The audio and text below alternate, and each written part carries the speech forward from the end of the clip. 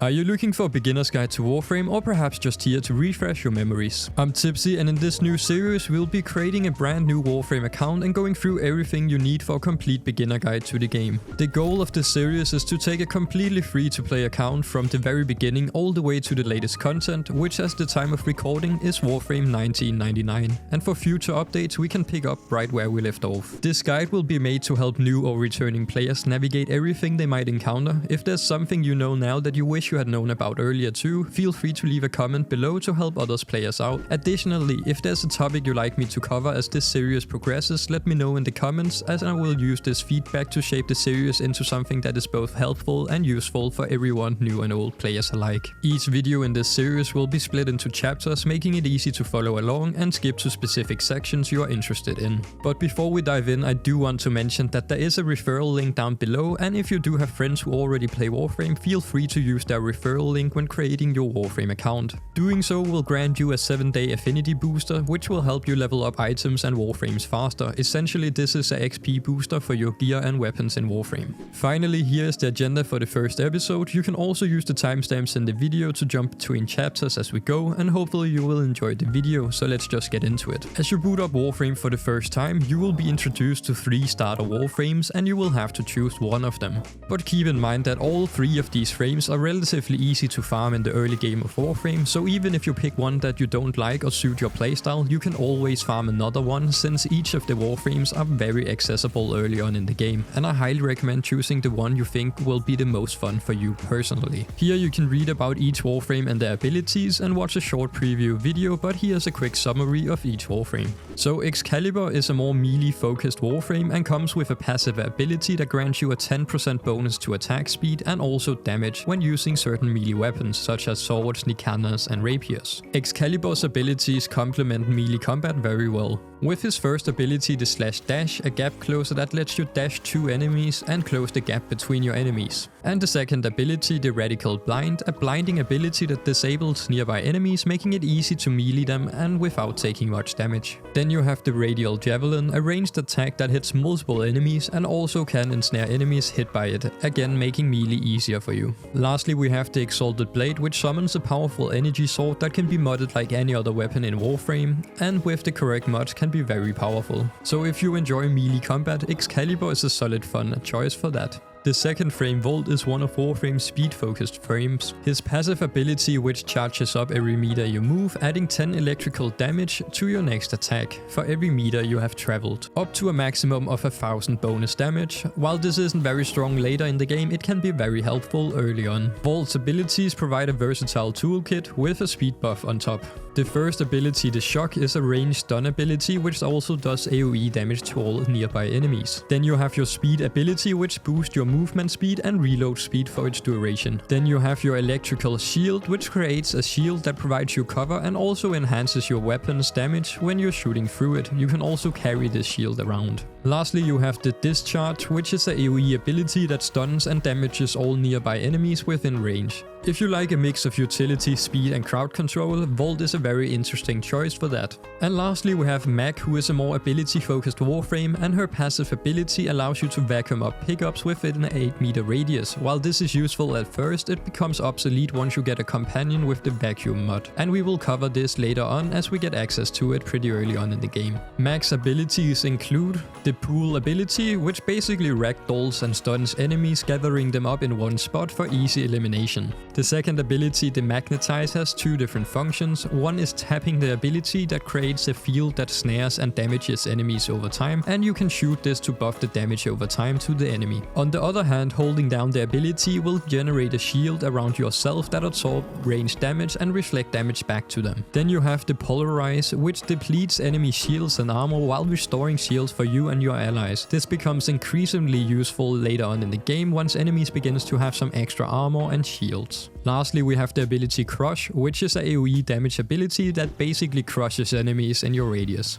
Mag's abilities provide excellent crowd control and utility, making her a great choice for ability-focused players, but early on could suffer a bit from energy regen as each ability costs energy to cast. Overall, I recommend choosing whichever Warframe you find the most fun with, since you can farm all 3 within your first week of playing. For me, I will be going with Volt this time, as his speed boost will allow me to clear missions a little bit faster. Before we dive fully into the game, I want to quickly go over a few settings that can enhance your gameplay experience. While I won't cover all my settings here, I will provide a link down below with screenshots of my complete setup, including graphic settings for those who want to match them. So in Warframe, the default sensitivity is extremely high, so I recommend adjusting it to a level that feels comfortable for you. For the Railjack and Arcwing sensitivity, you can leave them as they are and tweak them later once you actually reach that point in the game. Also, the melee with fire weapon input, I will recommend putting that on so you can actually melee with your tab button on the mouse instead of having to use the melee keyboard button. And under the interface tab, there's many options to customize, but one change I like to make is the minimap rotation. This keeps the minimap fixed rather than rotating as you move around, which I personally like more. And in the video section, I usually adjust the field of view to the maximum as I prefer a wider perspective, and under the advanced settings I disable motion blur, depth of field, distortions and film grain, as this makes a cleaner and sharper visual experience, which I personally enjoy more. And finally, under the accessibility tab, I adjust the settings where you can fire manual trigger weapons, which allows you to hold down the fire button on your weapons that would normally require you to tap them, basically making a manual weapon work like an automatic weapon, which can be very convenient. Then I also disable screen shake just to make a smoother gameplay experience, especially doing intense fight and other stuff like that. And then also add a subtle enemy highlight just so I can see enemies that are actually like hidden away in darker areas of the map. Can usually be really hard to see, so I just have this on at a very low rate. These are my settings I like to tweak, but remember, all this is based on personal preference. I encourage you to experiment and find what works best for you. For those interested, I leave a link to the screenshots of all my settings down below so you can use them as a reference or starting point. Also, this series is taking quite a lot of time and effort, so it would be very greatly appreciated if you hit that like button, and also if you want to see more content like this, subscribe to be notified for the next video. Once you have chosen your Warframe, you will be placed into the game starting quest and tutorial. Here your main objective will be to follow the yellow waypoint, which indicate the mission's current goal. The yellow marker will turn red when you have an active target to kill or targets to eliminate, and will turn green to guide you to the extraction point at the end of the mission. At this point you might also be experienced the Warframe movement system for the first time, which I absolutely love. Here are some quick tips to help you get more familiar with the movement mechanics in Warframe. Warframe offers a few unique movement abilities, which are the bullet jump, the slide, aim glide and dodge roll, and here's how they work. So the bullet jump works when you crouch on control and press the jump button, and you will then perform a bullet jump, launching yourself in the direction you are looking in. You can use this to jump higher up into the air or like throw yourself forward. And then you have the slide, which happens when you sprint and hold down the crouch button, allowing you to slide over the ground. Also down hills and other stuff like that will keep your momentum up. Then you have the aim glide, which is while in the air you hold the aim button or the right mouse click on a PC, which will allow you to slow your descent a little bit and allow you to glide in the air for a little bit. Then you have your dodge roll, which happens when you tap your dodge button and can also be used if you just tap your sprint button once to roll and basically maintain your momentum. You can then combine these moves for more efficient traversal in Warframe. For example, you can then sprint, slide, bullet jump into double jump, aim glide and dodge roll while in the air before landing. If you then repeat this sequence over and over, you will basically be moving far faster around the Warframe map. This might feel a little bit tricky at first if you are new to the game, but with practice it will become second nature. For now, just play around with the movement system and have fun. Even sticking to the simple slide, bullet jump, double jump is more than enough to move around quickly when starting out. There's also a wall latch mechanic, which is basically another trick. If you are near a wall, hold the aim button down to latch onto the wall, allowing you to hang on for a short amount of time, and this can help you with wall climbing or gaining better control while navigating walls, or even setting up for a better jump if that is what you need. You will also be introduced to all of this while playing the introduction mission, so for now just follow the yellow markers using your newly learned movement abilities to your next task, which will be choosing your beginner weapons. Throughout the introduction mission, you will also have the opportunity to choose a melee, secondary and a primary weapon to carry out the mission. Don't stress too much about your choices here, as all of these weapons can be purchased later using credits with no crafting time required, making it easy to swap them out later on. And here is what I will be picking and why, but feel free to choose based on your own preferences. For the melee weapon, I will be choosing the bow staff, as it has a decent combo set and feels great to use. However, if you have chosen Excalibur, you might want to go with the sword instead, as Excalibur's passive ability grants 10% attack speed and bonus damage for swords, nicanas and rapiers. And the bow stick won't benefit from Excalibur's passive, so just keep this in mind. And for the secondary weapon, I will be going with the gun. I likely won't be using my secondary mods in the early game, so the choice isn't too critical for now. Lastly, for the primary weapon, I will be selecting the Paris bow. Cursed bows and Warframes are incredibly strong in the early game due to the high raw damage output, which is pretty nice before we get started with upgrading or modding our weapons too much. If you like, you can follow the same choices I'm making, or you can pick the weapons that appeal most to your playstyle. After some time in the introduction mission, you will reach the spot where you will be prompted to hack a little console. And in this little minigame, where every enemy faction in the game has their own minigame connected to it in hacking, it is the Grenier minigame here. And you want to activate all of the spots with your spacebar, and the game becomes harder the further into the game you get. So a higher level mission, for example, will be all of the spots all around, and it will change direction once you click the spacebar, for example. And with that covered, I leave you to finish up the rest of the introduction mission, and I will see you in your new Arbiter. Once you have completed your first mission, you will be introduced to the Daily Tribute system, which is Warframe's login reward feature. Each day you log in, you will receive a reward, and your total login count will increase over time. And every 50 days you will receive a milestone reward, which is typically pretty good. These give you something to look forward to as you continue to log in. You can check the milestone rewards on the Warframe wiki. Also, if you miss a day or take a break, don't worry, your login count won't reset or go down. When you return, your progress resumes right where you left off. And after taking your reward, you will probably be prompted to activate crossplay. I highly recommend enabling crossplay, as it lets you use your account across different platforms.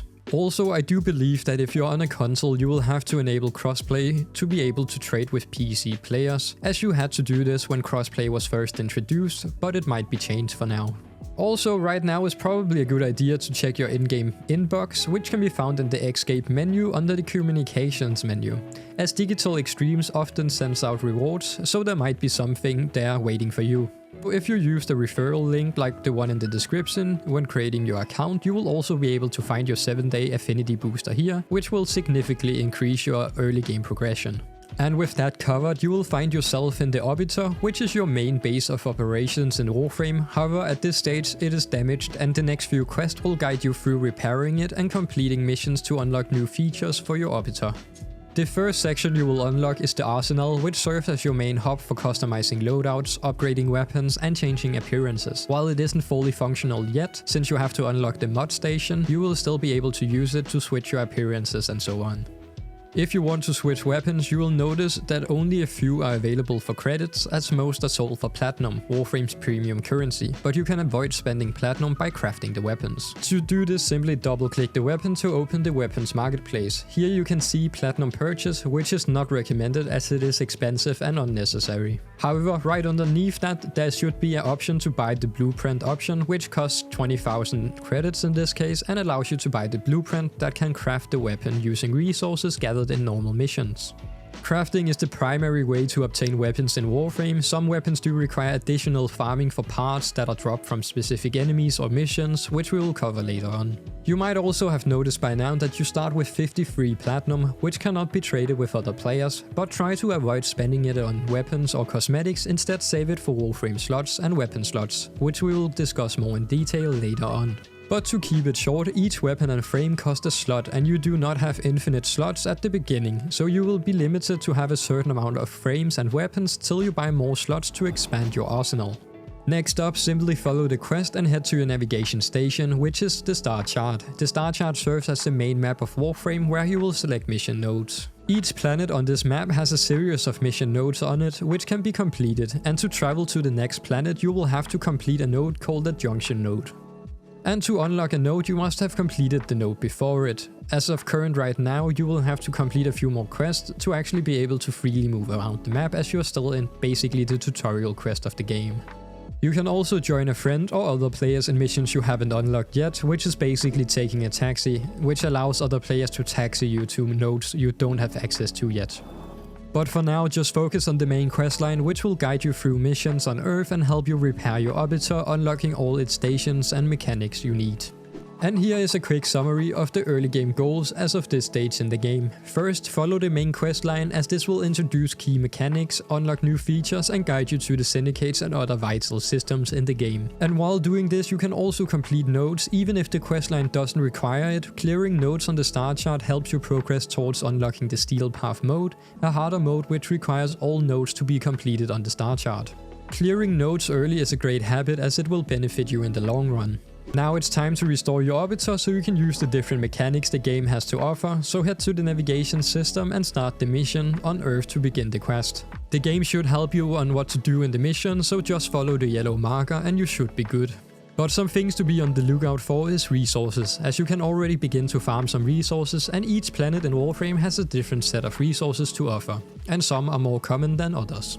So when going by containers or loot nodes, I highly recommend destroying them, but you don't necessarily have to go out of your way for them as of yet, but if you do have a container or a loot node on your way, why not destroy it to get some free loot?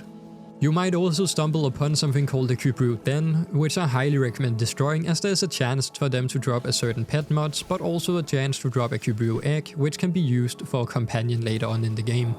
Once you have completed your first mission, you should have gotten some mods, some resources you have looted throughout the mission, but also be rewarded with the comms segment, which can be used to restore the Codex in the Arbiter. You might notice that your frame and weapon have gotten affinity and have probably leveled up a little bit.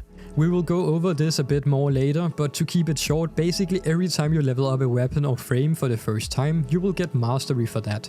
And mastery in Warframe is connected to a UR level or mastery rank, which is pretty important. And we will cover this once we reach the point where we will need to rank up.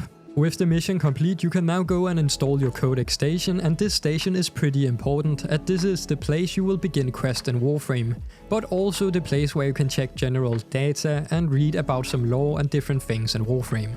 I highly recommend taking a look at the training and mission tab, as these will give you some basic information on some of the main mechanics and missions of Warframe. As this series goes on, we will cover most of these too, but feel free to check the tabs so you have a better understanding on some of the systems. So as we now have the Codex, we now know that the quest we are currently doing is called War's Prize, so let's continue doing the quest for now and just head to the next node. In this mission you will have to save a guy called Davo, and this is the introduction mission to rescue missions. So you'll just have to save Davo and extract. If Davo gets killed or gets downed, you will have a small amount of time to revive him and continue onwards. And like the first mission where you unlock the Codex, this mission will unlock the mod segment, which will give you access to upgrade your weapons and frames. And with the mission complete, you can then install the mod segment into your Arbiter, and once installed, head over to your arsenal and you can now begin upgrading your frames and weapons with the mods you have.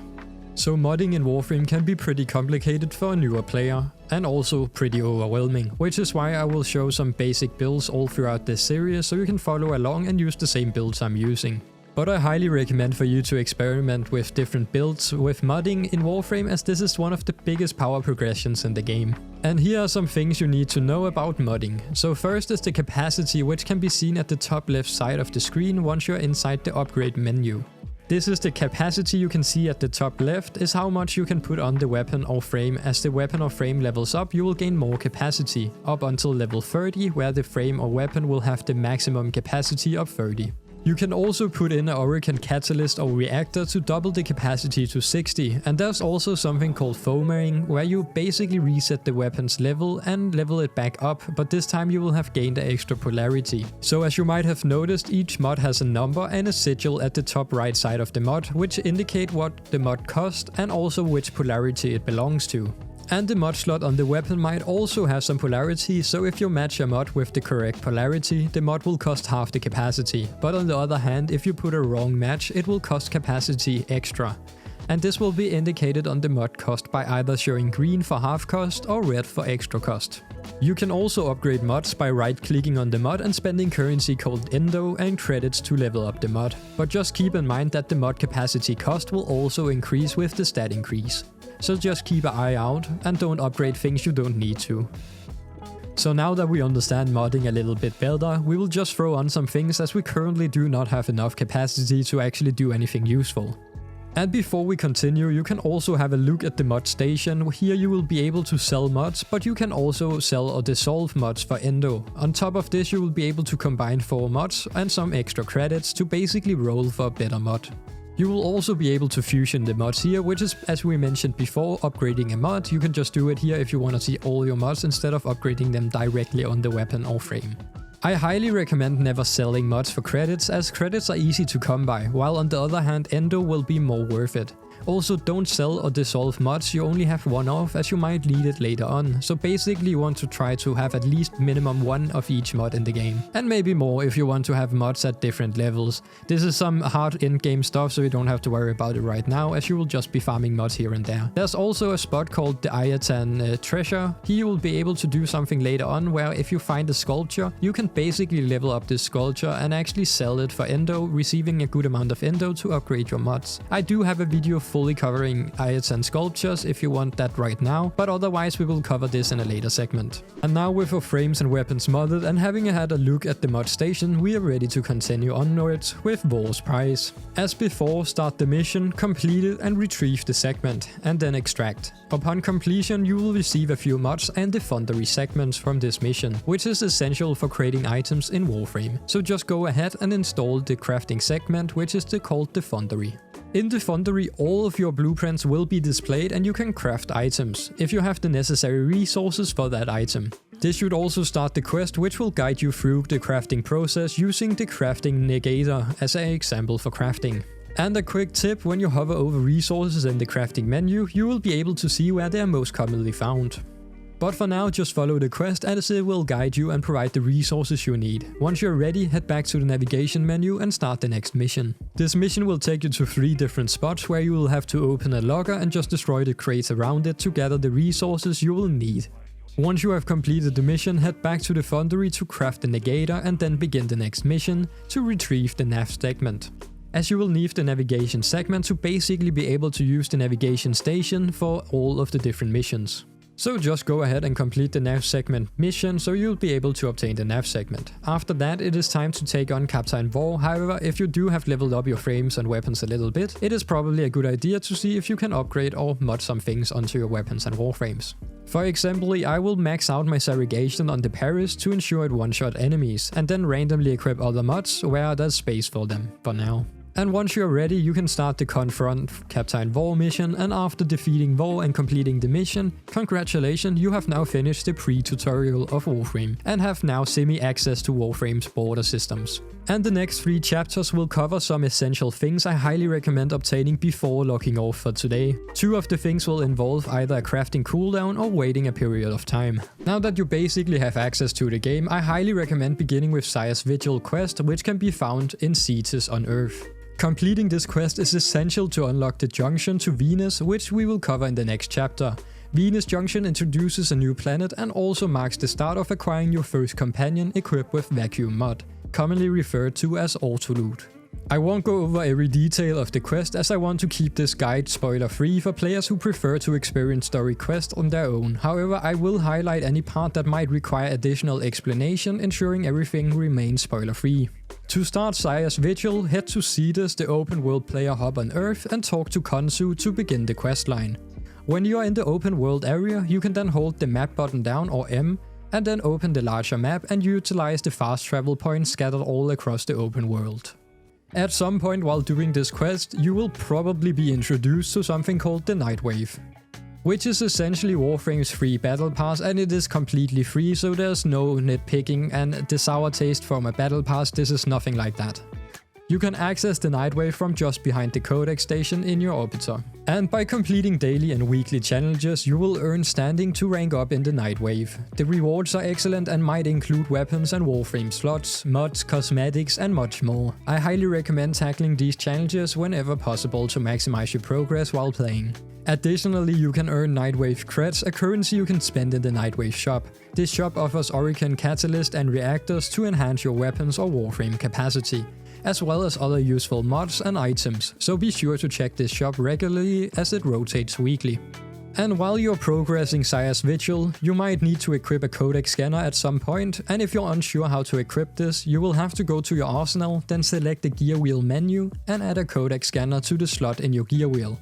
I highly recommend just buying 5 scanners initially, as this will provide you with 100 scans, which should be enough for now. And then once in a mission, you can just hold Q or the gear wheel menu button to access and equip the scanner when needed. After equipping the scanner, you can return to the mission you need to complete. But if you can't find the mission, you can always click the little mission box in the top right side to fast travel to the mission and start it. With Sire's Vigil complete, you are now ready to start the Venus Junction node. Completing the Venus Junction will reward you with some interesting rewards. The first one is gonna be the Taxon blueprint, which is gonna be your first companion who is capable of auto-looting with vacuum in a certain radius around you. You will also gain an Hurricane Reactor blueprint to boost your Warframe's capacity. Additionally, some mods and access to Venus on the star chart will also be rewarded to you.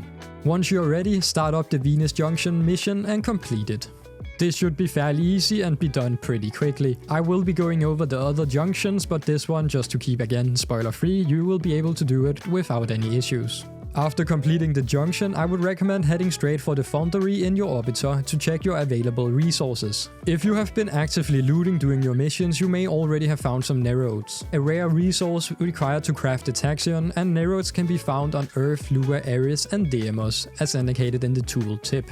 If you don't have any Neroids, I highly recommend farming the Mariana on Earth. Focus on looking for Neroids around the mission until you found one.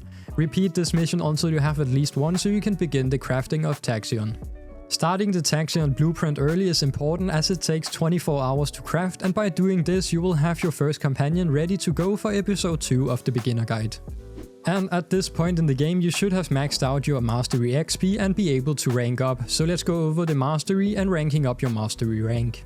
The Mastery rank is essentially your overall Warframe progression level, and here's how it works. Each time you level up a Warframe, weapon or any other item in the game that can be ranked up for the first time, you will earn Mastery XP. And to see your Mastery XP breakdown, open up your profile tab at the top left corner and hover over your Mastery section. This will show you how much XP each category has contributed to your Mastery. So the XP breakdown is basically Warframe's Companion and Archwings and Necromax will give you 200 XP per level, and at level 30 this will amount to 6000 XP, while weapons will only give you 100 per level, and at level 30 this will be 3000 XP, and this will be converted to Mastery XP, and it will only happen the first time you level up your weapon. So to progress your Mastery rank, always level up any weapon and frame you get the hold of and max them out at level 30 at least once.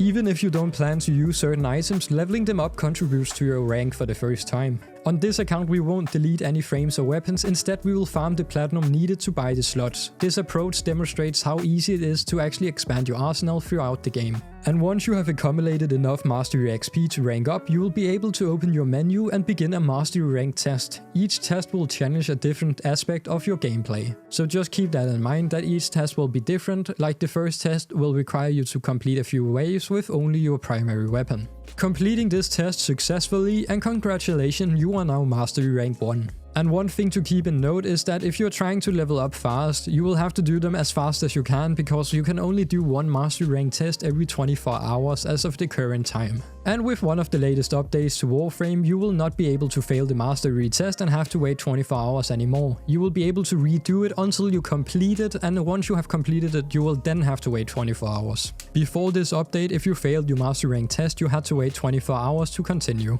Before wrapping up, I highly recommend joining a Warframe clan, as you will get access to other players, a place to trade and a lot of clan specific items. So if you're interested, feel free to join our clan, the Clemmunity, as we have unlocked basically everything you need to progress in Warframe. And to join the Clemmunity clan, all you have to do is join the Discord with the link in the description, then navigate to the Invite to Clan channel and type in your in-game name, which you can find under your Warframe profile as shown here. Then I or one of the officers will send you an invite to the clan when we are available.